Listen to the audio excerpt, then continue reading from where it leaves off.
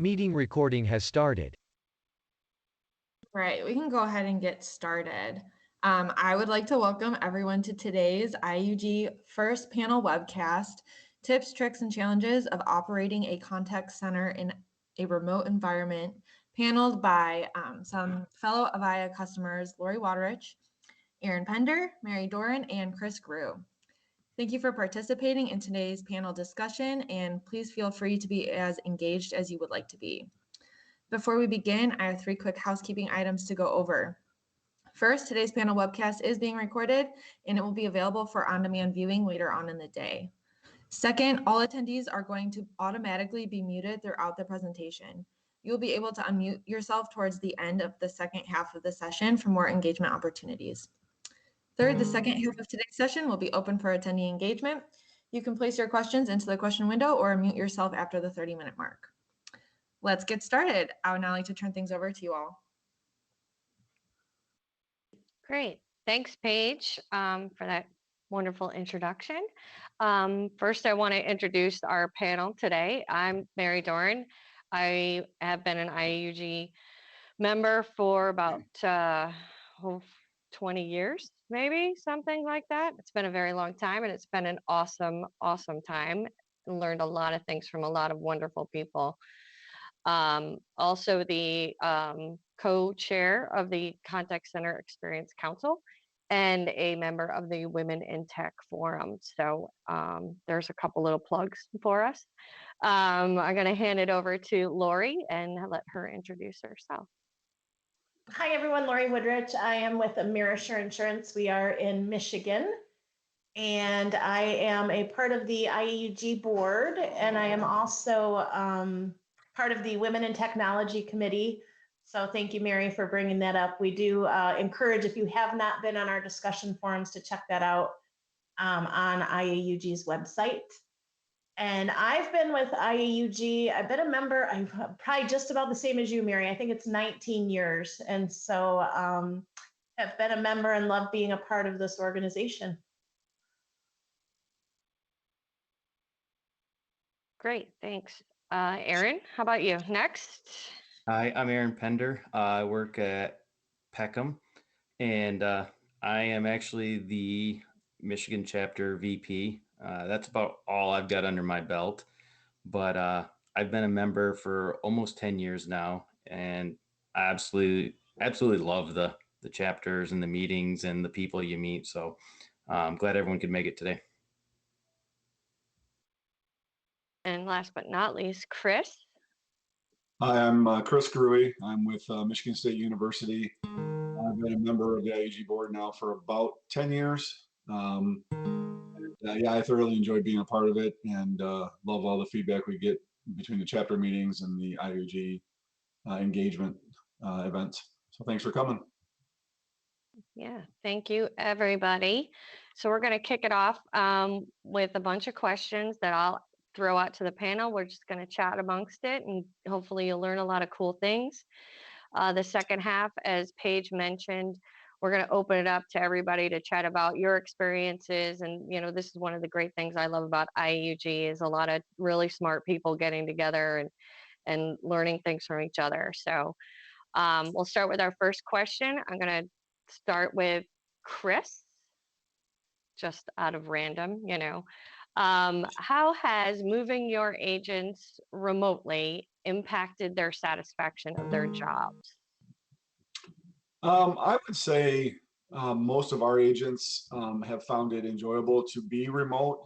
I think the ability with the software that we've provided them and the ability to, you know, be able to work at home and not have to deal with the back and forth of all the restrictions that COVID provided that you had to have in order to be on campus. Being able to work at home did, you know, suit them pretty well. There was some aspects that were, you know, hoops that had to get through in order to make that work. But beyond that, I think their job has, you know, has done pretty well for them working remotely. Great. How about you, Aaron? Have you still have people remote, and how are they feeling? Yeah, we've got both people remote and in the office. I think it's a mixture. The people that work from home like working from home, but we actually have a lot of people that enjoy coming in the office. I think it gives them a different mindset being in the office, so where they can be. The office is definitely different today than it was, a year ago. So, there's that, but the ones that work from home and can work from home seem to enjoy it. They like it. As long as their internet's up and running up to speed. I think that's some of our biggest problems right now. But other than that, yeah, it gives them some freedom and flexibility that I think, opens up the possibilities a lot for our agents. Great. And Lori, how are your people? So it's a timely question because I actually had a meeting with our main call queue yesterday. And I was doing a training for them on some other collaboration tools. And I was thinking about, I met with them back before we went remote. I had met with them about using soft phone just because we, thought that going remote could be a possibility. And yesterday when we met, it was over video. They were all on video and they were all just so happy and smiling because I'm thinking about that meeting when we were all in the training room at work and the meeting yesterday, and just their demeanor was so much different. They just seemed happier and engaged. I don't know if that being on individual video makes them, be more engaged in the meeting than they were when we were sitting in that big training room. So I definitely think their satisfaction level has increased, and I could see it in their faces yesterday. Well, that's awesome. That's good to know. Have you seen, and we'll continue with you, Lori. And have you gotten any customer feedback then from, having to deal with your agents working from home? And maybe it has changed in the past year if your agents have changed, right? They're happier, maybe the customer experience is better, or have you gotten any feedback? That is a great theory. And I bet that is the case. I bet if our agents are happier, they're conveying that over the phone. And even if it is just in their voice, you always say you can smile with your voice. I would think that would lead to customer satisfaction. I don't have any hard data on that. And I don't have any interaction with our customers. But that's a great question because, for those of us who've gone to engage over the last few years, we keep hearing about this user experience and customer experience. And our company actually just hired a customer experience director. And their whole focus is going to be doing customer journeys and focus groups on our customers. And so I think even just getting feedback about our call centers is a great, because, her primary focus was that digital experience, experience going on our website. But I think that's a great question to think about now that we have that person, to really get feedback even from calling in to submit a claim, or how that phone interaction is. My other thought there is hopefully our customers did not notice a difference when we went remote. And I think for most of our interactions, that is the case. We had a lot of people who worked remote prior to the pandemic. And so we were used to that environment. And so not all of our agents could back then. Now they all can. So I think no news is good news. I'm thinking they didn't really experience any difference in service other than, like you said, maybe our agents are more happy and thus providing better service. But I don't have any hard data, but I do have it on the radar now to ask our experience manager to include that in the data collection. Yeah, that's awesome that you have someone engaged for that. It's I think it'll be very interesting. We did it at Cartus years ago, and it was enlightening what they came up with. So it was very cool. What about you, Aaron? Have you gotten any customer feedback or any No, feedback not at a all? whole lot. Our call volume's just out of control right now. I think people are just happy to be talking to someone on the phone when they can. I think most customers understand, what situation we're in, and there's that possibility that you're going to get an agent that's working remotely, and, the call quality may be may not be quite as good as what you're going to get in the office environment. We don't have any AI tech or anything installed now where you can actually tell tone of voice and see when a customer is being mad or anything. But overall, it's still working pretty well. Not a lot of complaints. Great. Chris, hopefully your customers are just as happy. Yeah, I mean, we don't have any direct feedback, like Lori said. There's nothing that is that we can pinpoint to say, yeah, customer is happy or not. We do have a couple call centers on campus that do use a survey following their interactions with their agents.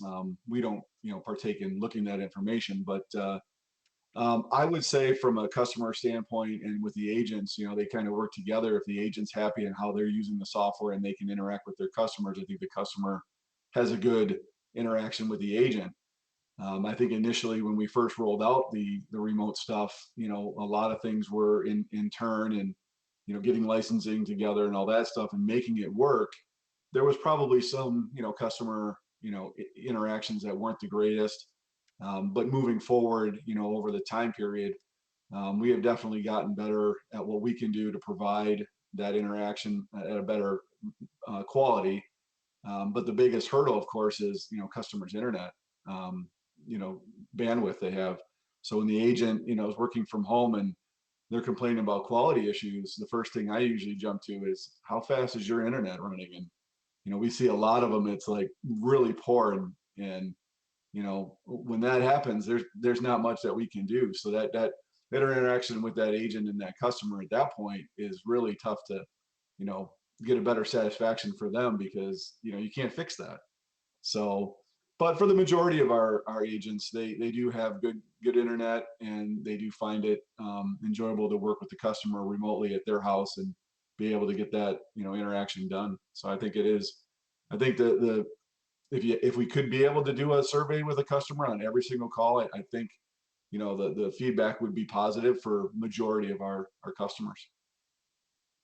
That's awesome. So for your agents that are at home, is now that we're a year or so into our pandemic, are they staying home? Are they going back to the office? And like, what tools are you using for maybe a hybrid type situation? Or Yeah, so that's an interesting question, and that's been debated on campus now for probably a good 6 to 8 months as to what is it going to look like when things start to turn normal, which it's getting close to here in Michigan. We're getting back to the normalcy, but some people have returned to the office and do a hybrid solution where they come in a couple days a week and then they work remotely.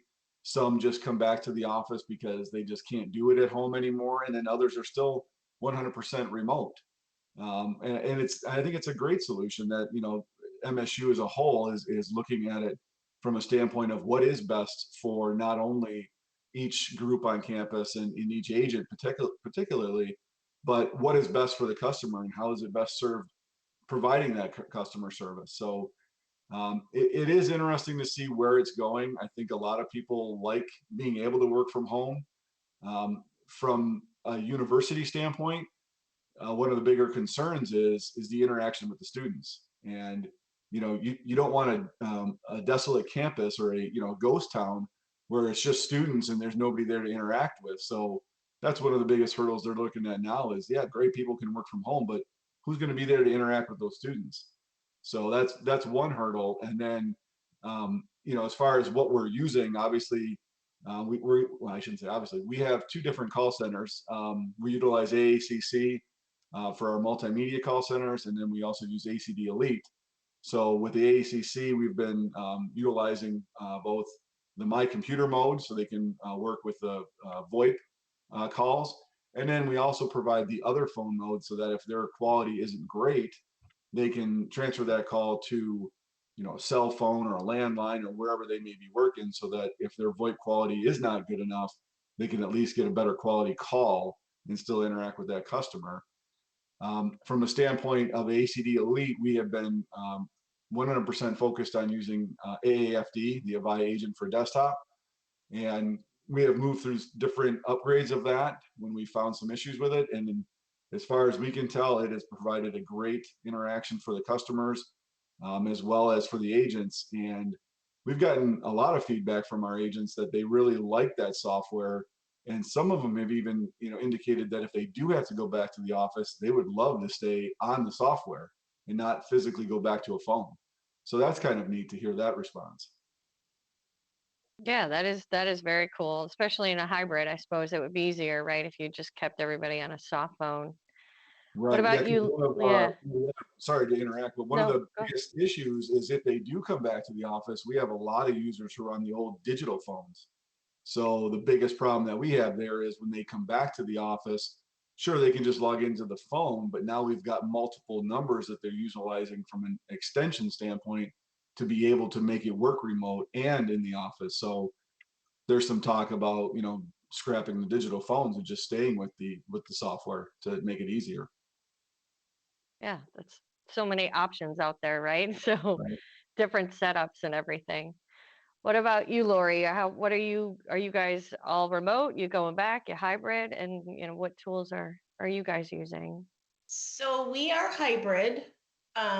So currently everyone pretty much is still remote. We have some teams that are coming in 1 day a week, my team being one of them. And then September 1st, we are back to office, but we're going to be back in a hybrid environment. And so for some offices, that means full-time remote. And so we do have kind of two different levels of agents in our call center. And the one group, they don't actually log into the queue. They just get transferred calls from the queue. And then we have the actual frontline individuals that do log into the queue. And I believe they will be coming back, if not full-time, they will be 3 days a week in the office. That second tier agent, if they want to stay home full-time, they can. And what we use is we are actually a very basic call center. We use BCMS, if anybody remembers what that is. We are actually still using that today. And so we use BCMS, and then we use a tool called nFocus that actually extracts reporting for us from the BCMS call stats. And then remotely, they are using a regular 1X communicator, which we have rigged up for them to be able to log into the queue. And it's worked this whole year and a half. They've been successfully logging into the queue from their 1X communicator. And then in the office, they have a 9608 phone and they just log in right at the phone. And Chris, that's super interesting about your observation that some have said they want to stay on the soft phone. Because we have that debate all the time at our office, like, well, do we need desk phones? And I do get asked that by my management, and I always have reasons why we want to keep the desk phones. And I always think like, gosh, those, in IT, a lot of our IT people, unless you're in the service desk, they don't use the phone a lot. And so they think like, well, why do I need a desk phone? And then it's like, well, you can't make decisions for the people who are using the phones all day long. And so, I always thought like, oh, those people who are using it all day long, they want that phone. And so that's an interesting observation there, and probably worth getting feedback from our agents on, what's going to be their preference. And obviously anybody who wants to use 1X communicator right at their desk can. And so, yeah. Yeah, I think the hard phone is definitely, everybody has a new view on it now that they've been working from home. We had the same type of thing. Our agents preferred that consistent feel of in the office and home kind of thing. So it'll be interesting to see where it goes. But how about you, Aaron? What are your agents doing? So yeah, I think we're just like everybody else. We're looking at a hybrid solution. Where, whatever fits the needs of the agent, as long as the agent can do their job and they have, some kind of agreement worked out with their managers or the company, we'll let them do it, however they want to, as long as calls are getting answered. But we ran into the same situation like Chris had. We still have a lot of digital phones out there. So that makes things difficult with Agent for Desktop. We also use 1X, and we're migrating still migrating some call centers over to Agent for Desktop. A lot of them like it. And we've also had the same thing where agents who use Agent for Desktop, we train them on that. And once the training's in process and they learn how to use that Agent for Desktop specifically in a remote situation, they go into the office. Now they don't want to learn how to use a desk phone. They like that Agent for Desktop. And with the, the digital station, now we only have one station that they have to log into. So it's our systems, it's really spread all over the place on the technology we have. We got a lot of old and a lot of new. So it's, every office is different. So it's just a matter of getting us up to speed and what our agents prefer. Whatever makes them happy, we try to accommodate as much as possible to make them happy, and hopefully they make the customers happy. That's awesome. So with everybody, obviously you've got different offices, you said, and everything is different and everybody's all over the place. How do you deal with any of the, like Chris had mentioned previously about, internet slowness or people having trouble accessing the systems, or are there any tools that you guys use, or are you more like me and we're just crossing our fingers and doing speed tests? I think everybody's crosses their fingers. Just with the amount of people working at home, you just never know, what's going on with the internet. Our managers are using CMS to really keep an eye on agents to make sure everyone's logged in and doing their job. Their agents are pretty good about reaching out to managers when they do have a problem. But we use IR prognosis to test internet connections. Of course, you can do a speed test, but speed test doesn't always give you all the information you need. That just makes sure the bandwidth is there. You could have a bad connection, and with voice, if that connection's not steady, we all know it doesn't work. So that's how we're doing it right now. Just flying by the seat of our pants, really hoping everybody's internet's good for the day. Like most of us. What about you, Chris? Do you have any other tools that you're using, or do you guys even support Wi-Fi or things like that? Yeah, I mean, same thing when we're dealing with users that are remote. If it is a quality issue, it's one of those things that that it's potentially their bandwidth. You do the speed test just to see what they're getting. But if it's anything on campus, we have SolarWinds. We utilize that for on campus. We do utilize Wi-Fi on campus. It is definitely encouraged with any of the devices. But yeah, with anything remote, we rely on the customer's network to make sure it's up. Using the speed test just to see what kind of bandwidth. We also utilize kind of an in-house status page for different issues, and it is kind of interesting because we've had some issues where certain customers who were using their their cell phone in a hotspot situation for connections for home with agent software, which was very interesting. And then you find out that that carrier, whether it's Verizon or T-Mobile or whoever, is having an issue that day, and they're like, "Oh, I can't get connected." And you talk to a few others, and you look at that status page, and they're like, "We're notifying everybody that this particular carrier is having an issue." And you ask that customer or that agent, "Hey, who are you using for your carrier?" And you find out it's the same. It's like, well, just found out that your carrier is having issues with their data network. So that's kind of nice that we have our IT group supports that, and they post up different messages about that kind of stuff too. So it's nice to hear on the outside what's going on, and we keep tabs on that too. So that helps. Yeah, that seems really helpful. Is that something that everyone has access to on it's like a SharePoint or something, or is it? Yeah, it's just a status page. Yeah. That's usually where we put up statuses on not only services on campus, but potentially off too. So you do get some information there for that. It's rare, but it usually pops up. Very interesting. What about you, Lori? Anything different that your group is doing, or?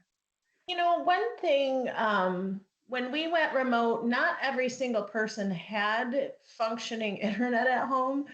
And we utilize through Verizon, we have some MiFis, and we do have a loaner program through our service desk. Like when people traveled, they could check out a MiFi if they needed.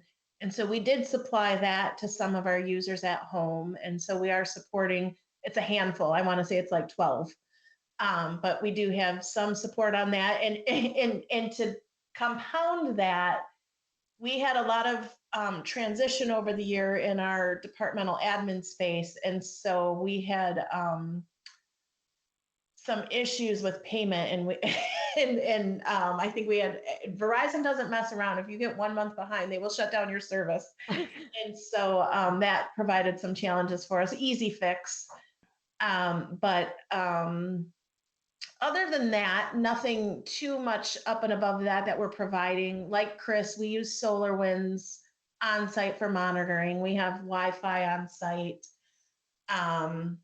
And we haven't had too many people coming in the office. I will tell you guys, now that we're getting some traffic in the office, it's funny because when we went remote, it was this huge like scramble. We were slammed, getting everybody working, getting everyone going, getting video conferencing. And then we kind of finally like, okay, we get a breather, and now it's the hybrid, and now we need all our conference rooms to have video, and so now we're like back scrambling to make this a more functional space when people are in the office to still kind of include that remote collaboration. So I guess that would be our next thing on the docket, is getting all of our rooms ready and enabled to do video. Yeah, we're kind of doing that as well. It's definitely a big scramble, and especially now because we were told that nobody's coming back to the office. Like we'll have collaboration space, but no one will actually have a desk. So a lot of people moved out of state, so nobody lives here anymore. And so it's been very interesting for having, team meetings and the people coming in. And just like you said, now they're like, oh my gosh, half these people don't live here anymore. We need to do video with the people that aren't here. And so there has been a lot of scrambling around, and funny how you just scramble, right? There's all these different fires that you're going to be putting around. But are there any other scrambles that you've been running into, or new solutions you're looking towards? Is there any you're looking towards the cloud, or thoughts on the cloud, or is it staying on-prem and kind of working with what you have? So we're cloud is in our future. But before I talk about that, I do want to mention, because Chris, you talked about providing those updates to your users, like if certain providers are having issues. I do want to mention, in case anybody isn't aware, there's a website called Down Detector. And so if you go to Down Detector, it's a great place to go and just check if any major carriers do have issues in a specific area. And so we use that a lot when we are, like, if I start getting multiple calls of, hey, I'm having issues, and they're all a T-Mobile customer, I go to Down Detector and I check if T-Mobile's having any issues. So, and Chris, I don't know if you guys have another tool like that you guys prefer. Yeah, no, that was, I forgot the name of that one. That's how I was stumbling at that. But yeah, that's the one I've used before too. Okay. I think that's what everybody uses, I think. Yeah, and everyone on the call may know about it, but just in case, I wanted to mention it. No, that's and then great. Thank you. Yeah, as far as cloud, we definitely have that in our trajectory. And it's kind of funny because I think back, like when VoIP came out, and when it first came out, I'm like, oh, we're not doing that. And I'm like, oh, that's going to cause all kinds of problems. And no, we're going to have all kinds of issues. And here we are, 12 years later. And so that was also my first reaction when we started talking about cloud, was like, well, that's just not going to work good, and we're going to have quality issues. And so we are tiptoeing into it. We didn't want to be on the front end of it. We didn't want to be kind of working out those issues. We like things to be kind of fully baked before we get into it. But on my roadmap, starting in September, is when I'm going to start evaluating cloud solutions and what's going to work best for our environment. But I will say, this being remote was a huge help for me in just determining like what I need and want out of a cloud system, because it's almost like we've been operating like a cloud system. It's just we've been the cloud in our data center for now. But I think it's been a great exercise in knowing kind of what things to look for. And so we're excited about it. And, because as I mentioned, we're still BCMS. So I'm really excited on the call center side to get some new functionality. And so yeah, that's our plan. Awesome. What about you guys, Chris, at the university? Are you looking cloud? Or are you guys pretty much? Yeah, I mean, we're on the early stages of looking at our next iteration moving forward from AACC. We're trying to determine where we go from there, whether it's a hybrid solution or it's a cloud. We're not 100% sure. It's really early, but we're definitely open to it. It does bring in some added benefits to do it that way, but yeah, we're really early. So right now it's not something that we have a lot of information on that we've dealt with yet, but we're definitely open to it. And if it makes it better or makes it easier for us to manage, that's probably the way we're going to go. Great. How about you, Aaron? Right now we're all on-prem. Everybody's talking about cloud. We haven't really made any steps towards it. Some of our contracts we have in some of our call centers are pretty secure in the data that we have. So some of them won't allow us to use cloud. That's probably going to change here, pretty soon. Like one of them, we can't even use a Bluetooth enabled desk phone. So Wow. but things change as security is better over time, and I think a lot of people are going to be forced into it. I think over time, some of these third-party products that you're looking to integrate into your system are going to be cloud-based only, going forward. So I think it's just a matter of time before you really get into a hybrid situation. I think anybody that runs a large call center doesn't want to go fully cloud, but you're going to have bits and pieces in there. And, that's just one less thing you have to really worry about as a customer, less hardware you have to manage and software updates. So I think it's all coming. Just we're not there yet. Right. I am just like Lori said, I think we were on the same page, right? VoIP, SIP, what? No way, never, no. But then, for us, it's definitely with everybody being home, cloud is, especially when we're global. So we have our UK office where, the pandemic there is definitely, a different level, and the need to go to the cloud and get out of an office altogether has become very real. So it's going to be very interesting for us over the next year or so too, as well. So, So but, Mary, I'll yeah. add on this cloud conversation. On our data side, we have started converting. It's a hybrid solution, but our IDF closet switches, our LAN room switches, we switched to a cloud managed. So it's a physical switch, but the management of them is in the cloud. And it's funny because last summer I had to upgrade all of our routers and switches at our remote offices, and it took me all weekend. I can't do it during business hours. And I spent my whole weekend in the summer, which we don't get that many warm days in Michigan. And so, it took me all weekend to upgrade all these offices. And then now that we have, again, we've only done it in our headquarters so far, but I needed to do a firmware upgrade, and I basically spent 15 minutes clicking a button to say, hey, schedule this for Saturday at 1 a.m. And on Monday I came in and everything was upgraded. So I will say that's one of those nice benefits of cloud is it really does free up some of your time of not managing that hardware. And when I did that, I'm like, oh my God, this is awesome. Yeah, that would there's be. a plus. There is a plus there, especially all the hardware you can have with depending on what systems you've got going on, right? It can be a lot.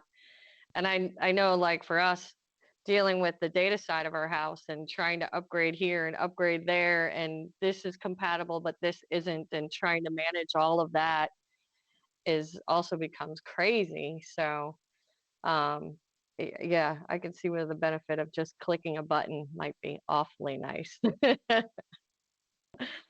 Let's see what's moving on to our next question. Oh, here's my favorite. If money was no object, what would you add or change? You're on BCMS, so you've got a whole list, I'm sure. Yes, so that one's to me first.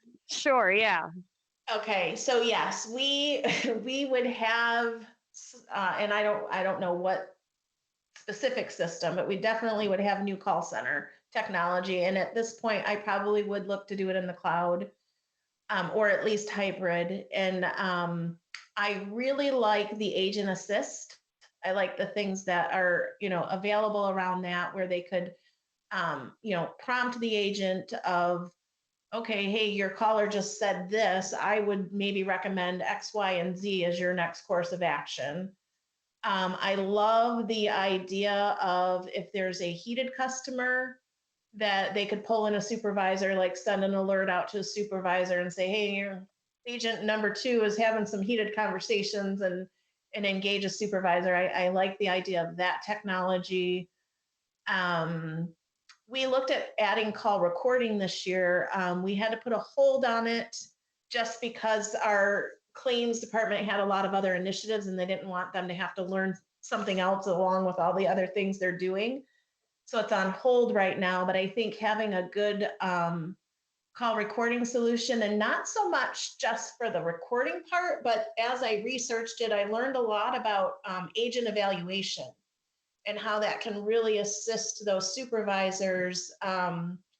So after that recording's done, they can create scorecards and really have a nice tool that's very objective on evaluating their agents. So those would be a couple of the things I would look at. Awesome. What about you, Aaron? Money was Um, no object. no object. You know, I like Lori's, AI, telling if customers are, starting to get irate or mad, where a manager could just service observe and get in there and, help out or take over that conversation. Um, Upgrade our CMS. I'd love to get CMS into the cloud, kind of start that hybrid solution that we were just talking about. But ultimately, I'd just like to get us all on SIP. Let's get rid of all that digital, make everything simpler. Lose some of our footprint in the office and just slim down the system and make it streamlined as possible. I saw Chris shaking his head. He's like, yes. Yeah, I mean, that's a big one here. I was thinking more just like replace the phones, but yeah, I'd love to go all SIP, replace everything, either whether it's a SIP hard phone or just all SIP software. I mean, we're 100% SIP for our trunks now, and I'd love to be able to just put everybody on the same software level, whether it's a client or a phone, and get all that stuff out and reduce that footprint in all the buildings that we have with all the hardware we have to support all those digital phones and all that good stuff, and even the analog stuff, and even upgrade that, because we do have another solution that we're using today for some of our remote sites that we need to provide analog to, and that's even such a better solution than some of the older antique hardware that we still have sitting around providing that. But yeah, I mean, that would be great. I do like the AI. We are starting to roll that out. I would love to be able to roll that out to everybody. And then the same thing with what Lori said about call recording. Since we've gone to the newest call recording software we have, I would love to get everybody at MSU on the call recording, because not only does it provide just that backup for the agent from a standpoint of helping them out and getting them to maybe a better kind of result, but it also supports what's going on, when did those calls come in, did it was it acted upon right, and there's just so much that you can do with it. And then to add on top, like Lori was saying, the agent evaluation stuff is just huge. So that provides a great feedback to the agent from a supervisor standpoint, to let them know how they're doing, and how the supervisor feels about it. So yeah, I mean, those would be the things that, if money was no object, I'd love to see that just campus wide. We have Yeah. we have call recording, and we actually even use it for training purposes. Get some new agents on, listening to live calls and how to interact and with certain situations. So yeah, I understand that one. Well, and you mentioned training. So, with all the agents remote now, I know when we were in the office, we did a lot of chair side training with those lovely Y cords and everything else. Are you guys doing any virtual chair side type stuff, or is it you're using the call recordings for that type of training, or? We're using call recordings. We set up Teams meetings to get all these agents in. We do some call recordings, and we actually have a trainer take some live calls. We let agents service observe them to actually listen to how they interact, and that way they actually have a meeting outside that call that they can chat in as well and interact. So that's how we're tackling that kind of situation right now, because most of our training is remote. Awesome. Yeah, What about you, Lori or Chris? Go ahead. Yeah.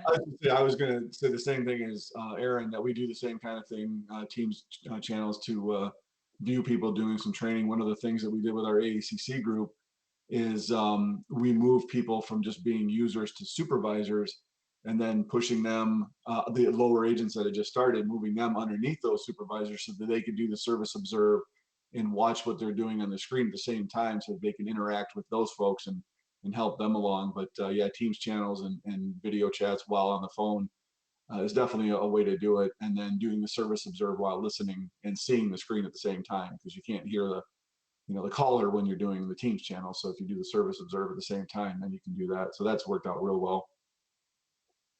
Awesome. What about you, Lori? Are you guys doing the same type of thing, or? Yeah, we actually just had our first instance of someone new coming into the call center was just like 2 months ago. So I didn't really have to deal with it for most of the time, but about 2 months ago, our supervisor of that queue called and said, hey, we're adding a new person. And we did end up, now remember, we're BCMS, so I don't have anything fancy in AACC that they can do, but we did use the basic service observe. And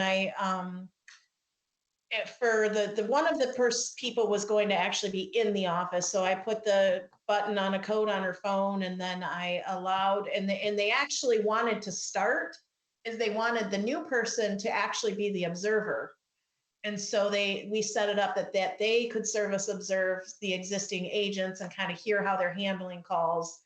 And then when they get to a point where they'll be on calls, we're going to make them the observed, and then the supervisor will be observing them. And so they kind of will have both roles in that service observe feature.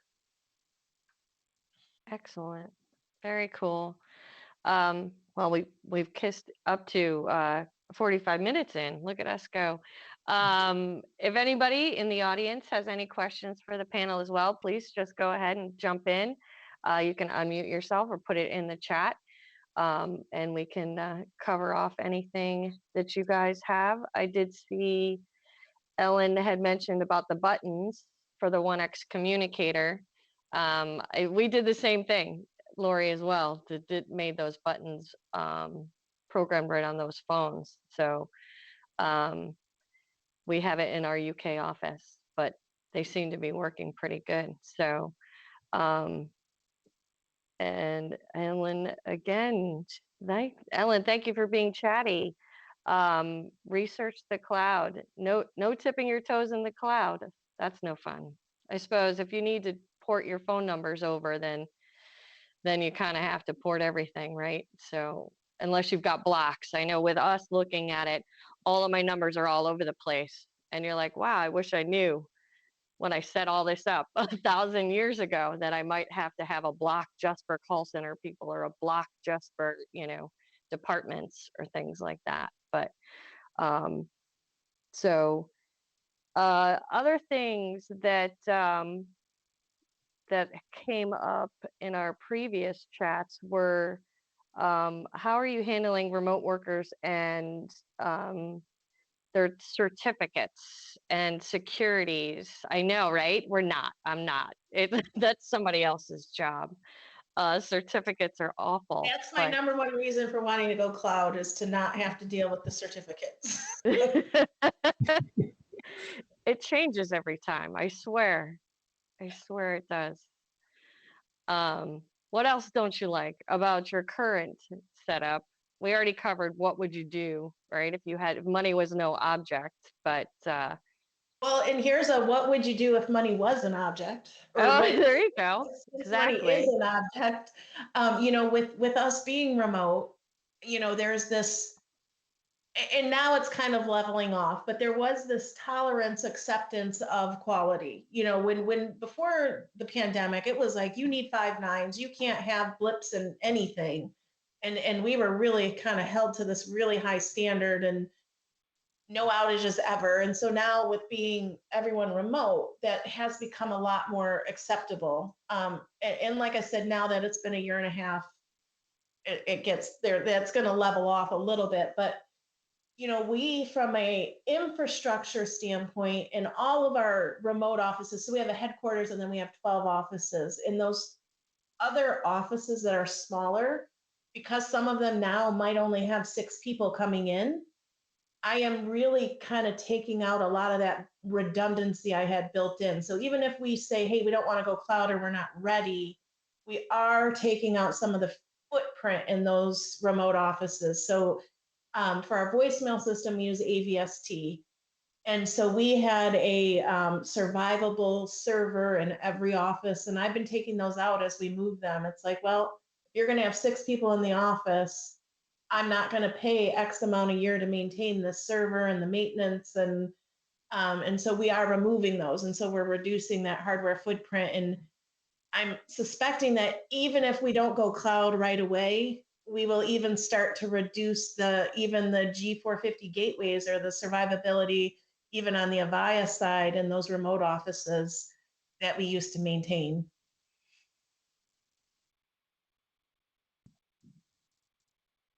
Yeah, it's funny you mentioned that because we're actually in that process of doing that right now, where we had a complete survivable system in a Texas office that has since closed because everybody's at home now. So we're in the process of ripping everything out because the business decided, you know what?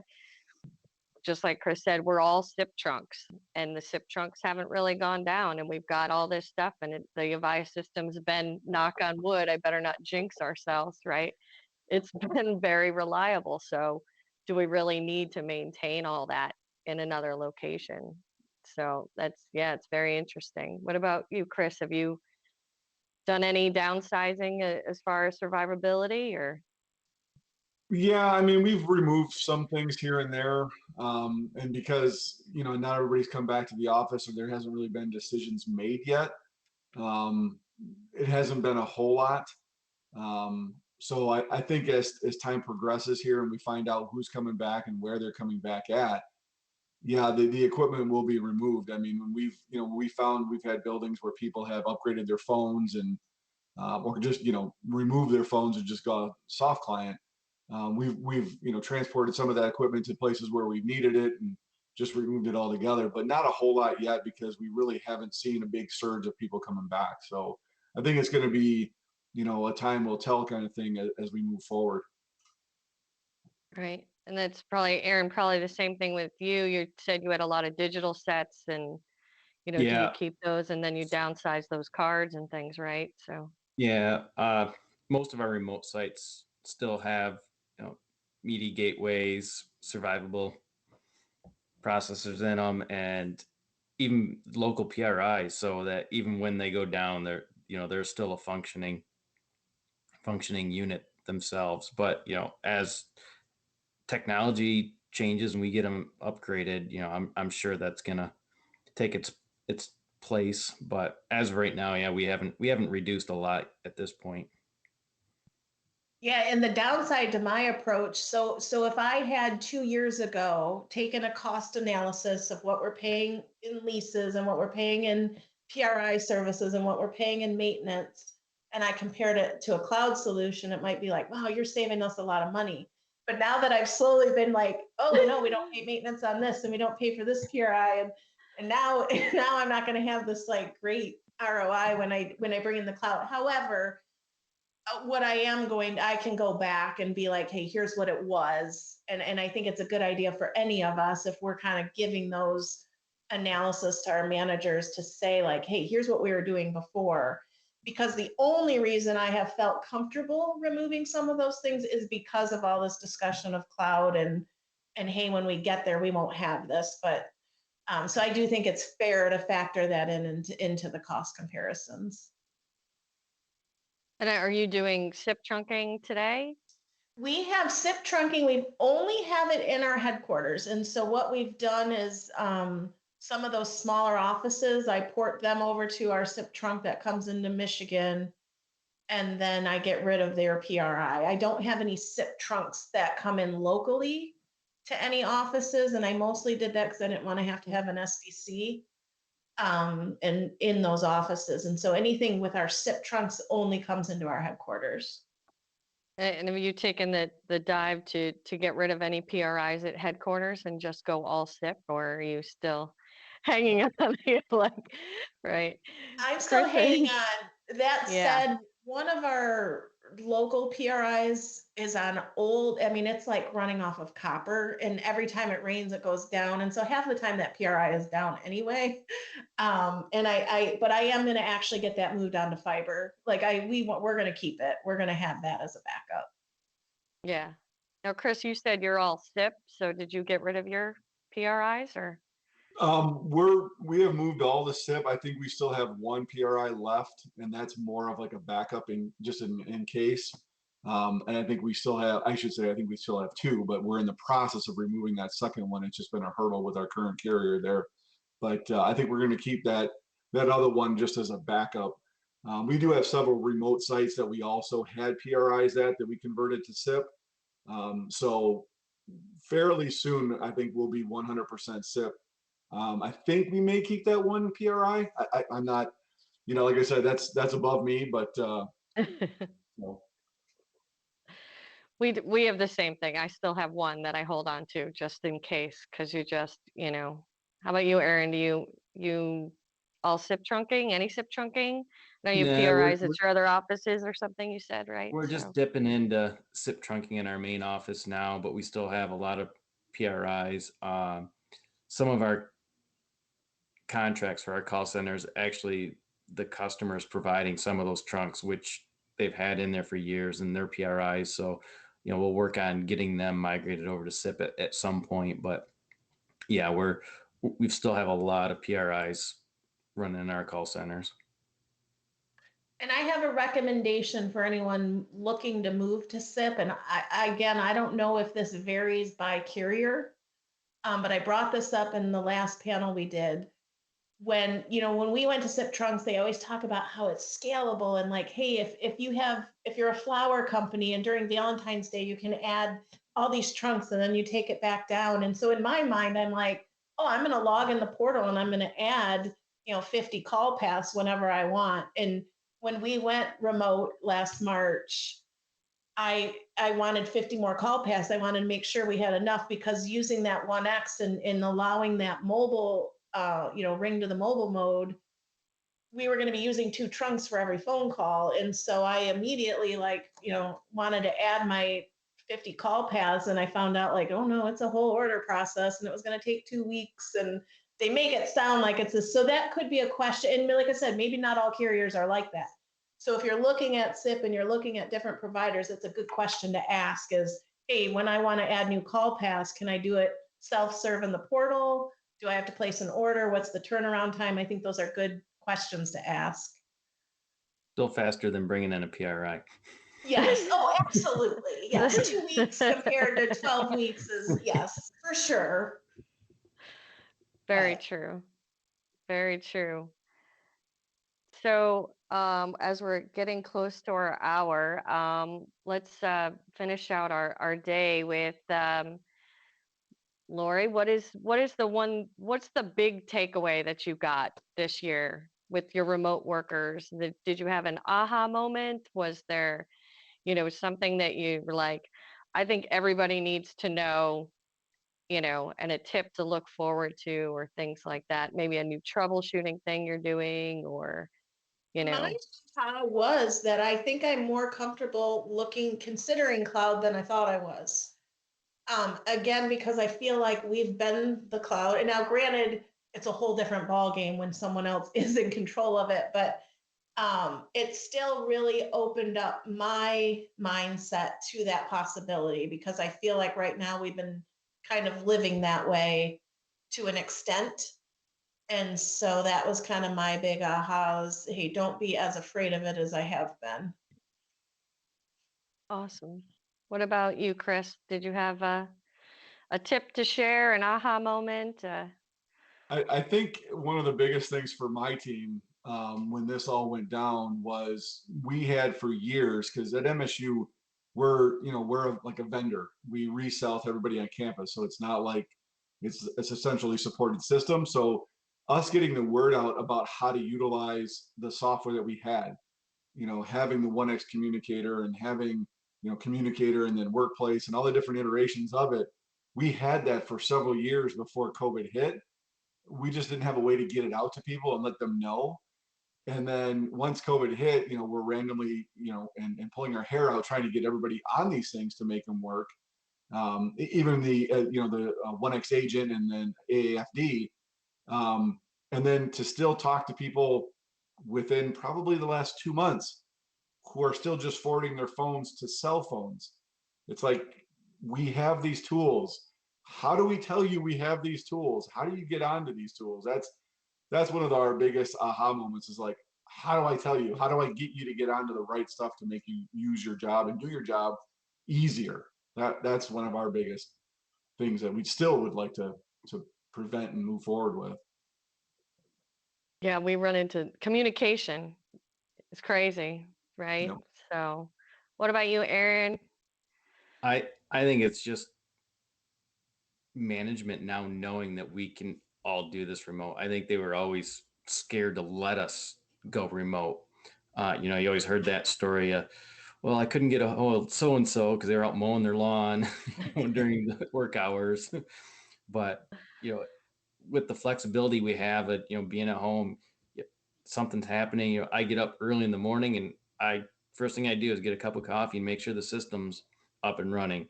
It's not the all right, get up, get the coffee, get in the shower, drive into the office, make sure everything's okay. It's something happens. It's even after hours. All right, well, I'm at home. I'll just run into my office and check out things, and that you don't have to worry about that. That time frame in between, or hang on just a minute, I'm driving home, I'll check it when I get home type thing. So I think it's really opened everybody's eyes into what we can do, and good for us for showing everybody that we can do it. True. I definitely, I think everybody, on this call, everybody on the panel, I mean, what we accomplished last year was amazing.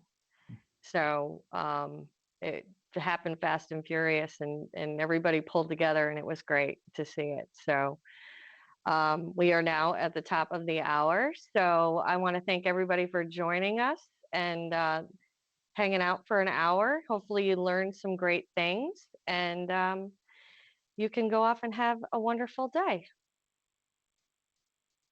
Paige, was Thanks, there everybody. any closings or? Well, just to say thank you to you all for volunteering to do this again, and taking the time out of your day. Just want to remind everyone that this is recorded. It will be available for on-demand viewing by the end of the day, and you will receive an email with that recording link as well. If you want to find out more about the IAUG webcast program, you can visit iaug.org/eventseducation/webcast. Otherwise, I hope you all have a great rest of your day. All right. And thank you, Mary, for being moderator extraordinaire. Well, you guys are a great panel, so you make it easy too. So, but all right, everybody, have a great day. Hopefully we'll see you soon. Thank you. All right. Thank you. Thanks, everyone. Bye. Thanks, everyone.